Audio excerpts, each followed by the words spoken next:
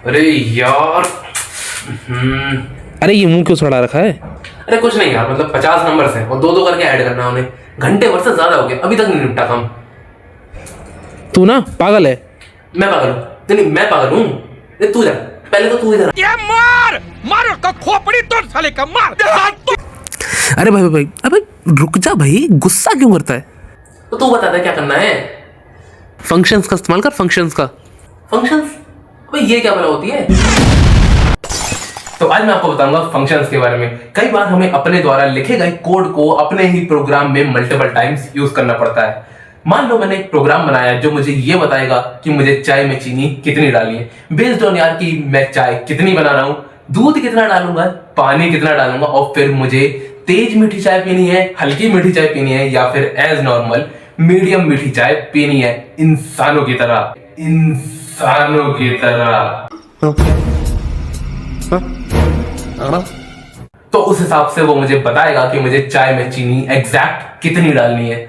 अब अगर मुझे अपने इस कोड को, जो कि लेट सपोज 15 लाइंस का है, अपने प्रोग्राम में 4-5 बार यूज करना है अलग अलग वैल्यूज के साथ, एक बार बिन बुलाए मेहमानों के लिए, अपने लिए, पड़ोसी के लिए, या फिर पड़ोसन के लिए। राजा जी अपनी शक्तियों का पूरा इस्तेमाल कर रहे हो। तो उस केस में मैं बिल्कुल भी नहीं चाहूंगा कि मैं अपनी इन 15 लाइंस को अपने प्रोग्राम में बार बार रिपीट करूं, क्योंकि अगर बाई चांस मुझसे उस कोड में कोई गलती हो गई तो मुझे हर जगह जहां जहां वो कोड यूज करा गया है, मुझे वहां वहां अलग से जाकर उस कोड को ठीक करना होगा, अगर मुझे अपनी गलती को ठीक करना है तो। और फिर यार मेरा प्रोग्राम बहुत लंबा हो जाएगा, हेक्टिक हो जाएगा यार मेरे लिए उसको मैनेज करना, क्योंकि अगर मैंने इस कोड को 5 बार भी यूज कर लिया ना तो मेरा प्रोग्राम 15 गुणा 5 75 लाइंस का तो ऑलरेडी हो गया, वो भी बेवजह। तो उस केस में मैं अपनी इन 15 लाइंस को अपने ही प्रोग्राम में कहीं लिखकर छोड़ दूंगा। अरे नहीं नहीं यार, नाम भी तो दूंगा उसको। और फिर जब भी मुझे इस कोड की जरूरत पड़ेगी तो मैं जस्ट एक सिंगल लाइन में उसका नाम लिखूंगा और मेरा काम हो जाएगा। वो मुझे बता देगा कि मुझे पड़ोसन को कितनी मीठी चाय पिलानी है। एहे रहा नहीं जाता, तड़प ही ऐसी है ना। नहीं, तो चलिए शुरू करते हैं। तो चलता हूं कंप्यूटर स्क्रीन पे एंड लेट्स गेट स्टार्टेड।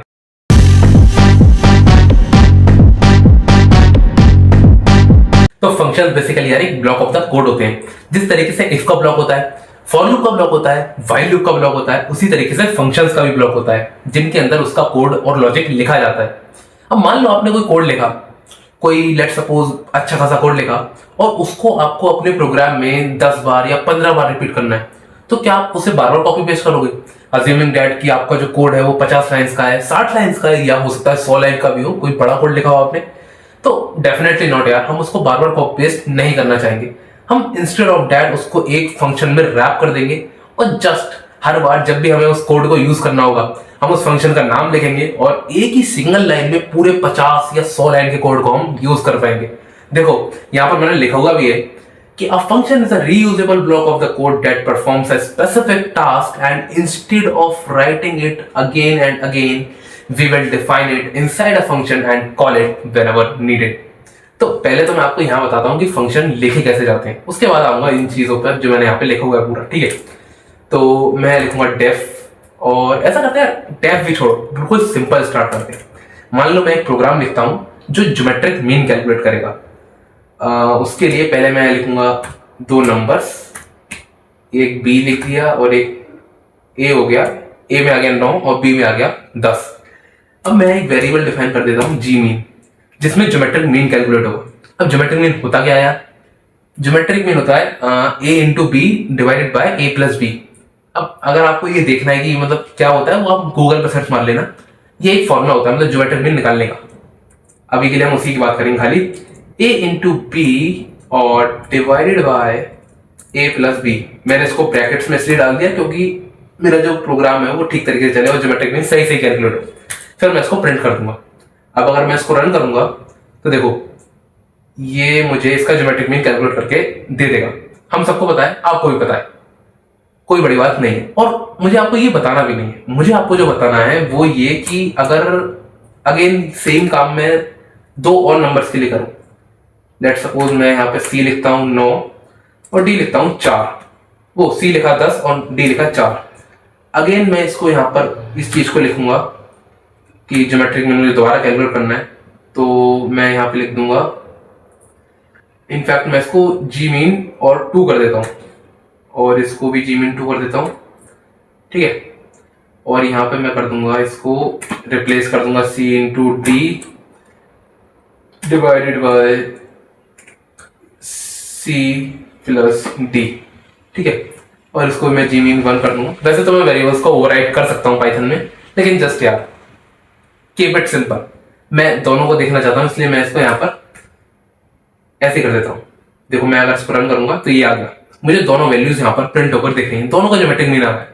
ये 9 10 का आ रहा है ऊपर वाला, और ये नीचे 10 और 4 का आ रहा है, ठीक है। अब ये तो सिंगल लाइन का कोड था, मतलब ये ज्योमेट्रिक मीन निकालने का जो कोड था ये सिंगल लाइन का था। अब क्या होता अगर यहाँ पर ये सिंगल लाइन का ना होकर 10 लाइन का होता? मान लो कोई कॉम्प्लेक्स प्रोग्राम होता है जैसे स्टैंडर्ड डेविएशन का या कोरिलेशन कोएफिशिएंट या ऐसा कुछ, तो ये 10-12 लाइन का अगर कोड होता तो मैं 10 लाइन यहाँ पे लिखता और फिर 10 लाइन यहाँ पर रिपीट करता। जैसे मुझे तो कोई काम ही नहीं है, मैं तो बिल्कुल वेला हूं ना, मूर्खों की तरह मैं बस रिपीट ही करता रहूंगा। क्या क्या बात कर रहे हैं? तो भाई हम यहाँ पर इस चीज को नहीं करेंगे, हम यहाँ पर इस तरीके से रिपीटेशन नहीं करेंगे। इंस्टेड ऑफ दैट मैं यहाँ पर एक फंक्शन को डिफाइन कर ये लॉजिक उसमें रैप कर दूंगा। तो उसके लिए मैं यहाँ लिखूंगा डेफ जी मीन, या इसको ऐसे लिख देते हैं कैलकुलेट जी मीन, ये मैंने उसको नाम दे दिया। उसके बाद मैं यहाँ पर लगाऊंगा ये पैरेंथेसिस और a कॉमा बी ये। उसके बाद मैं इसमें ये वाला जो लॉजिक है ये उठाया और मैंने यहाँ पर इसको करा कॉपी पेस्ट, ठीक है ये। और इनफैक्ट मैं इसको मीन कर देता हूँ, और उसके बाद मैं हाथ कर इसको प्रिंट भी कर लूंगा कि प्रिंट मीन, ठीक है ये हो गया। अब यहाँ पर जस्ट मैं इस फंक्शन को कॉल करूंगा, मुझे बार बार इसको लिखने की जरूरत नहीं है। ये मैंने इसको किया कमेंट आउट, और यहाँ पर मैं इस फंक्शन को कॉल कर दूंगा, क्या नाम है इसका, calculate g mean a comma b, और अगेन सेम चीज मैं यहाँ पर करूंगा, यहाँ भी मैं लिख दूंगा इसको calculate g mean c comma D. अब देखो यहाँ पर जो ये मैंने डेफ के बाद लिखा है ना, ये है फंक्शन का नाम। और अगेन नामकरण आप अपने हिसाब से कर सकते हो, आपकी अपनी इच्छा है, श्रद्धा है आपकी कि आप उसको क्या नाम देना चाहते हो। तो अपने हिसाब से मैंने इसको नाम दिया कैल्क जी मीन। अब मैं इसको जी मीन भी दे सकता था, ज्योमेट्रिक मीन भी दे सकता था, या ब्ला ब्ला आप कुछ भी दे सकते हो, ठीक है। उसके बाद मैंने यहाँ पर दिया, पहले तो लगाया पैरेंथेसिस, उसके बाद मैंने इसमें ये 2 आर्ग्यूमेंट्स दिए। आर्ग्यूमेंट्स मतलब वैल्यूज जो ये फंक्शन एक्सेप्ट करेगा और प्रोसेस करेगा। अब जरूरी नहीं है कोई फंक्शन आर्ग्यूमेंट्स एक्सेप्ट करे ही, वो बिना आर्ग्यूमेंट्स के भी फंक्शंस बन सकता है, लेकिन यहाँ पर मैंने इसको आर्ग्यूमेंट्स एक्सेप्ट कराए क्योंकि मुझे जरूरत थी उसकी, ठीक है। तो उसके बाद बस मैंने यहाँ पर कॉलर लगाया, एंटर मारती इंडेंटेशन आ गई, देखो ये आ रही है इंडेंटेशन। और उसके बाद मैंने यहाँ पे लॉजिक लिखा और प्रिंट करा दिया। अब मैं अगर इसको रन करूंगा तो देखो ये आ रहा है, ये ऊपर वाले का आउटपुट आ गया, ये नीचे वाले का आ गया, और देखो ये आउटपुट दोनों एग्जैक्टली सेम है, क्योंकि भाई लॉजिक सेम है, बस करने का तरीका डिफरेंट हो गया। मैंने यहाँ पर जो ये काम मैं बार बार कर रहा था, इसको एक जगह चिपका दिया और उसका नाम से उसको बस कॉल कर रहा हूं मैं, ठीक है। ये एक शॉर्ट फॉर्म आप समझ सकते हो इस चीज की, मतलब जो काम हम बार बार कर रहे थे उसको एक फंक्शन में रैप करा और बस केवल उसके नाम से उसको पुकार लगाई, ठीक है। अब अगर मैं यहाँ पर ये और कैलकुलेट करना चाहूं कि इन दोनों में से बड़ा नंबर कौन सा है, तो उसके लिए भी मैं यहाँ पर ये लिख दूंगा कि यार if a is greater than b तो प्रिंट हो जाए फर्स्ट नंबर इज ग्रेटर, और उसका बराबर भी हो, तो इसलिए एलिफ लगाऊंगा मैं यहां पर, एलिफ। और if a equal equal b तो प्रिंट हो बोथ नंबर आर इक्वल, और उसके बाद एक एल्स लगाकर मैं यहां सिंपली बस ये लिख दूंगा अगर ऐसा कुछ ना हो तो सेकंड नंबर इज ग्रेटर, ठीक है। अब यही चीज मैं यहां पर सी और डी के लिए भी कर सकता हूं। मैंने इसको करा कॉपी और उसके बाद यहाँ पे इसको कर दिया पेस्ट, और यहाँ पे मैं इसको रिप्लेस कर दूंगा, इसको करूंगा सी और इसको कर दूंगा डी। अगेन सेम चीज मैंने यहाँ पे कर दी, सी और सी इक्वल इक्वल डी, ठीक है। अब इसको अगर मैं रन करूंगा तो देखो ये आ रहा है मेरा आउटपुट। पहले वाले में सेकंड नंबर ग्रेटर था तो सेकंड नंबर ग्रेटर, और दूसरे वाले में फर्स्ट नंबर इज ग्रेटर। अब इस चीज को भी अगर मुझे 4-5 बार और लिखना होगा तो मुझे रिपीट करना पड़ेगा। इसके लिए मैं एक फंक्शन बना दूंगा और इस पूरे लॉजिक को, ये इतना बड़ा जो ये लॉजिक है, इसको मैं फंक्शन में रैप कर दूंगा और जस्ट जो मैंने यहां पर किया सिंगल एक नाम से कॉल करूंगा, उसी तरीके से मैं इसको भी करूंगा। तो मैं यहां लिखता हूं कि डेफ। अब ये जो डेफ होता है ना, ये पाइथन को बताता है कि अब फंक्शन आने वाला है फंक्शन, रुक जाओ या इंतजार करो, ठीक है। तो यहां पर मैंने डेफ लिखा, डेफ पाइथन को बता रहा है कि यार फंक्शन आने वाला है, तैयार हो जाओ, ठीक है। तो यहां पे मैंने लिखा डेफ और उसके बाद मैं एक नाम दूंगा। नाम मैं कुछ भी दे सकता हूं, मैंने दिया इज ग्रेटर दे देते हैं, सिंपल नाम देते हैं, याद रखने में भी आसानी होगी, इज ग्रेटर। और उसके अंदर मैंने दिया a, b और यहां पर ये देखो आ रहा है ना ये सजेशन। अगर मुझे इसको एक्सेप्ट करना है तो मैं यहाँ टैब दबा के पूरा देखो, पूरा लॉजिक इसने अपने आप उठा दिया। एआई की ताकत है यार। अब सिंपली मैं बस यहाँ पर इसको कॉल कर लूंगा, इसको कमेंट आउट कर देता हूँ यहाँ पे, और जैसे इसको कॉल किया वैसे ही मैं यहाँ लिखूंगा इज ग्रेटर और इस फंक्शन को भी मैंने कॉल कर लिया। यहाँ पर भी मैंने इसको किया कमेंट आउट और यहाँ पे मैं इसको कर देता हूँ इज ग्रेटर c, d, ठीक है। देखो ये भी मैंने इसको कॉल किया। अब अगर मैं इसको रन करूंगा तो अगेन मेरा आउटपुट बिल्कुल सेम रहेगा, कोई फर्क नहीं आएगा क्योंकि चीज सेम है। अब अगर मैं यहाँ पर आऊं, देखो यहाँ पर मैंने कुछ चीजें बताई हुई हैं। एक तो पहले यही बताया कि functions are defined using the def keyword, मतलब डेफ कीवर्ड का इस्तेमाल करके हम फंक्शन लिख सकते हैं। मैंने आपको बताया डेफ लिखेंगे तो पाइथन को पता चलेगा कि यार फंक्शन आने वाला है। उसके बाद फंक्शन का नाम और ये आर्ग्यूमेंट्स, मतलब पैरेंथेसिस तो हम लगाएंगे, फंक्शन का फॉर्मेट है, सिंटैक्स है कि हमें पैरेंथेसिस लगाने हैं। उसके बाद हमारी इच्छा है कि हम उसको आर्ग्यूमेंट्स देना चाहते हैं, मतलब वैल्यूज उससे एक्सेप्ट कराना चाहते हैं या नहीं। और भाई जाहिर सी बात है अगर वैल्यू उसके अंदर यूज करानी होंगी तो हम उसको करा देंगे एक्सेप्ट, नहीं करानी होंगी तो नहीं कराएंगे। जैसे ये सिंपल एक फंक्शन है जो ग्रीट करेगा केवल, तो इसको भी रन करके देख लेते हैं। यहाँ पे मैं इसको अगर यहाँ पे रन कर दूं तो देखो ये मैंने यहाँ पेस्ट किया और फिर इस फंक्शन को मैं कॉल करूंगा। यार ये बार बार कॉल कॉल क्या बोल रहा है? तो कॉल करने का मतलब है हमने ये फंक्शन लिख दिया, ठीक है, ये फंक्शन लिख दिया, बिल्कुल तैयार है मेरी चीज। अब अगर मुझे इस फंक्शन का इस्तेमाल करना है तो इस फंक्शन को सपने थोड़ी आ रहे हैं कि यार मेरे का इस्तेमाल होगा यहाँ पे म्यूजिक। तो उसके लिए एक तरीका होता है पाइथन में। हम यहाँ पर उस फंक्शन का नाम लिखेंगे, पैरेंथेसिस लगाएंगे जो बताएगा कि यार फंक्शन को कॉल किया जा रहा है। उसके बाद यहाँ पर वो वैल्यूज देंगे जो हमें उसमें प्रोसेस करानी है शिष्टता से, ठीक है। तो मैंने यहाँ पे 2 वैल्यूज दे दी इसको, ये 9 और 10। तो यहाँ पर मुझे 9 और 10 ए और बी कराने थे तो मैंने यहाँ पे ए और बी दी। उसके बाद यहाँ पर मुझे सी और डी कराना था तो मैंने यहाँ पे सी और डी दिया। यहाँ पर जाके वैल्यूज ऑटोमेटिकली वैल्यू आ जाती है। जैसे अगर मैंने यहाँ पे सी दिया, सी में वैल्यू है 10, तो यहाँ पर ए के अंदर वैल्यू हो जाएगी 10 और बी के अंदर वैल्यू हो जाएगी ये वाली दूसरे आर्ग्यूमेंट की 4, और ये अपनी वैल्यूज के हिसाब से उसको प्रोसेस कर लेगा, ठीक है। तो ये मतलब होता है फंक्शन को कॉल करने। तो हमने उसका नाम लिखा और उसकी जो वैल्यूज हमें वहां प्रोसेस करानी है वो वैल्यूज उसमें दे दी। एक चीज का आपको ध्यान रखना पड़ेगा कि यार अगर यहाँ पर देखो 2 वैल्यूज है तो यहाँ आपको 2 ही वैल्यूज बतानी पड़ेंगी उसको। ये नहीं कि आप उसको 3-4 वैल्यूज पकड़ा दो, हिलक जाएगा, वो बौखला जाएगा। देखो अगर मैं इसको रन भी करूं तो पहले तो यार इसको रन करते हैं, हम ज्यादा आगे बढ़ चुके हैं, कृपया वापस आते हैं। ये आ गया गुड मॉर्निंग। देखो ये तो सिंपल चीज है, वही बिना आर्गुमेंट का फंक्शन, ठीक है। मैं बात कर रहा था अगर मैं यहाँ पर 3 वैल्यूज दे दूं 2 की जगह, देखो मैंने यहाँ पे 3 वैल्यूज दी। इस ग्रेटर जो फंक्शन है ये 2 वैल्यूज एक्सेप्ट कर रहा है, लेकिन मैं अगर यहाँ पे इसको 3 वैल्यूज दे दूं तो क्या ये चलेगा? चला के देख लेते हैं यार, चलेगा नहीं चलेगा? देखो नहीं चलेगा। इसने ये कह रहा है कि भाई इस ग्रेटर जो है वो 2 पोजीशन आर्गुमेंट्स करने के एक्सेप्ट करने के लिए बना है, पर आपने 3 दे दिए तो उसने एरर थ्रो कर दिया।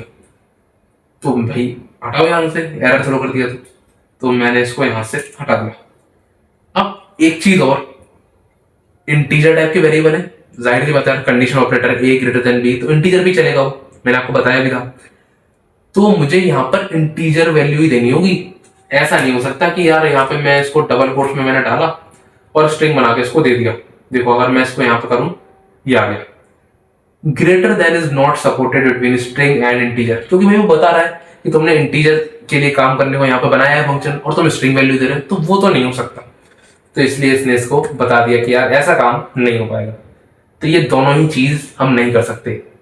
ठीक है, अगर मैं इसको रन करूं तो देखो ये आ गया सेकंड नंबर इज ग्रेटर, ये ज्योमेट्रिक मीनर है, फिर लास्ट में गुड मॉर्निंग सिंपल ग्रीट का।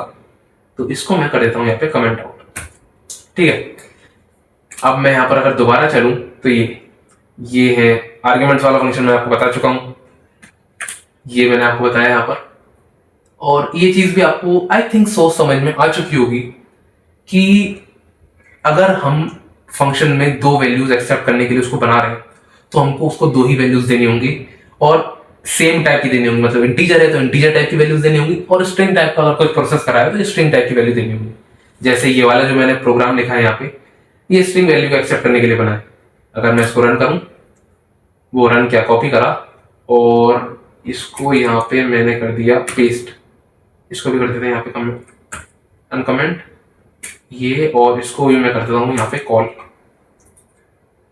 ग्रीड नाम के दो फंक्शन हो गए क्या, तो इसको बंद कर देते हैं। ठीक है, और इनफैक्ट इसी को मैं उठा लेता हूँ यहाँ पे कंट्रोल एक्स और कंट्रोल वी। लेकिन इसके बाद अब यहाँ पर हमको इसको वैल्यू देनी पड़ेगी। मैं देता हूँ राहुल। ठीक है, ये देखो सिंटेक्स एरर, अच्छा ये कॉलन नहीं है। अब चलिए देखो अगर मैं इसको रन करूंगा तो ये आ रहा है। अब क्या है यार, अच्छा ये कॉलन यहां पर आ गया, कोई बात नहीं अब चलेगा यार, हेलो राहुल। ठीक है, तो आई थिंक आपको अभी ये सारा कुछ समझ में आ गया होगा। एक चीज और बतानी है छोटी सी, ये कि functions run only when called, और पहले डिफाइन करना होगा उसके बाद कॉल करना होगा। क्योंकि डिफाइन करते हुए हम उसको ये बताएंगे यार हमने फंक्शन बना दिया, उसके बाद ही तो उसको पता होगा कि यार ऐसी कोई चीज एग्जिस्ट करती भी है। मतलब अगर मैंने यहाँ पे is greater a plus b a comma b लिख दिया और ऊपर ये बताया ही नहीं कि इज ग्रेटर क्या है, कोई फंक्शन बनाया ही नहीं, तो वो एरर थ्रो करेगा। भाई उसे पता ही नहीं कि इज ग्रेटर है क्या, है ही नहीं वो चीज कोई। तो पहले बनाओगे उसके बाद उसको कॉल करेंगे। ठीक है, और एक चीज और छोटी सी, बस एक चीज और, वो चीज क्या है, जिस तरीके से मॉड्यूल्स दो तरह के होते हैं, एक बिल्ट इन और एक यूजर डिफाइंड, उसी तरीके से फंक्शंस भी दो तरह के होते हैं, एक बिल्ट इन फंक्शंस और एक यूजर डिफाइंड फंक्शंस। ठीक है, ये हो गया यूजर डिफाइंड फंक्शन, क्योंकि भाई यूजर डिफाइंड, यूजर के द्वारा डिफाइन करेगा ये फंक्शन। पहले यूजर उनको डिफाइन करेगा, उसके बाद उन्हें कॉल करेगा। और जो बिल्ट इन है, मतलब बिल्ट इन मतलब पहले से ही डिफाइंड है, प्री डिफाइंड है। जैसे मैथ क्लास का SQRT function, math dot SQRT अगर मैं लिखूंगा और उसमें अगर मैं वैल्यू दूं जैसे 16, तो मुझे केवल उसको लिखना पड़ा कि मैथ डॉट एसक्यूआरटी मैंने लिखा और मैं उसको कॉल कर रहा हूं केवल, क्योंकि वो पहले से प्री डिफाइंड है, मुझे उसे डिफाइन नहीं करना। अगेन सेम सिंटेक्स में मैं कॉल करूंगा, सेम वैल्यू के साथ कॉल करूंगा। ये यहाँ पे चलेगा नहीं क्योंकि मैंने यहाँ पे मैथ क्लास इंपोर्ट नहीं करी हुई है। ठीक है, तो इसको मैं यहाँ से हटा देता हूँ अभी के लिए। आई थिंक चीजें आपको समझ में आई होंगी, तो मजा ही बहुत आया होगा। और वो ध्यान है चाय बनाने वाला फंक्शन, बनाकर जरूर देखना यार उसको कि बन रहा है या नहीं बन रहा है आपसे। देखो नहीं बनेगा तो कमेंट्स में मैं तो उसका कोड डाल ही दूंगा। तो आज के लिए तो इतना ही गाइस, चलता हूं और मिलूंगा आपसे अगली किसी वीडियो में किसी तूफानी चीज के साथ, अगली किसी तूफानी चीज के साथ। और वो चाय बनाने वाला फंक्शन भूल मत जाना यार, पड़ोसन को चाय नहीं पिलानी का। अबे साले